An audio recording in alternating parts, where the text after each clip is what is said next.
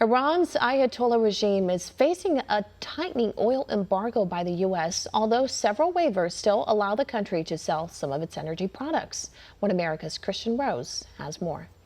We've been able to take over 2 million barrels of oil and condensate from Iran off global markets. The State Department updates its vision of the maximum pressure campaign against the Ayatollah regime in Iran in response to the latest nuclear threats. In an interview Tuesday, Assistant Secretary of State for Energy Frank Fanon said the U.S. has successfully decimated Iran's oil revenues over the past year without causing instability in the global energy markets. However, Fanon says some nations, like Iraq, remain exempt from the Iran oil embargo. Iraq, in order to receive the waiver, Iraq must meaningfully demonstrate that they are developing their own indigenous resource and that they are working all the time striving to curtail the import. Back in April, the Trump administration plans to terminate oil waivers for all trading partners of Iran to effectively drive its exports to zero.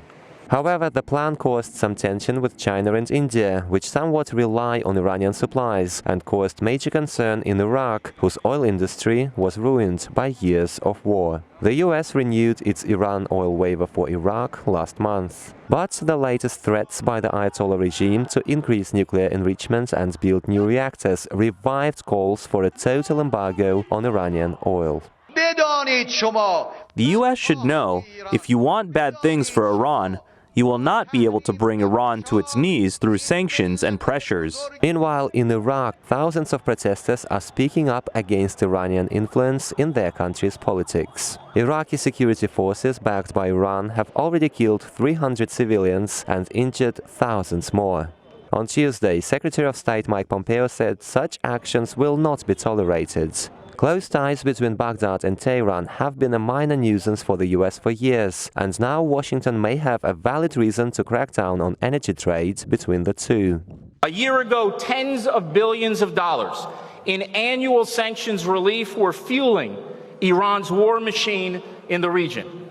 Today, thanks to massive American economic pressure, that fuel is drying up, and the Middle East is safer because of it.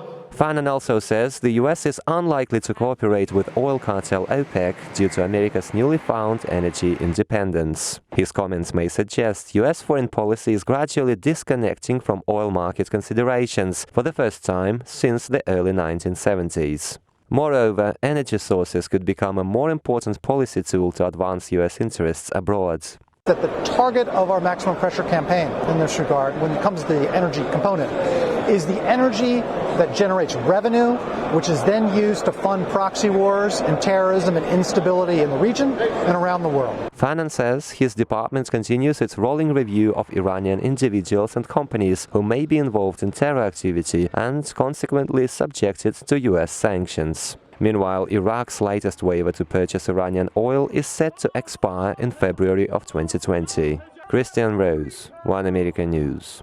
Want to see more videos like this? Click on the link below and subscribe to One American News on YouTube. And call your cable provider and kindly demand that One American News is added to your lineup.